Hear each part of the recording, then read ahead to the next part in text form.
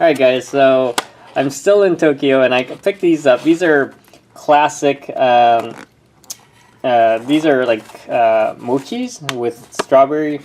They're called Daifukus. And let's do a quick taste test. Let's open this up.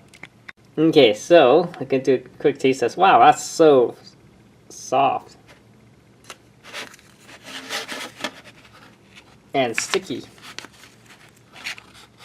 Look at that. Okay, so let's go take taste test.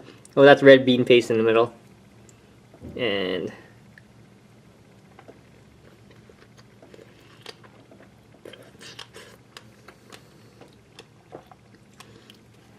so the strawberry is like a traditional Japanese strawberry, really juicy.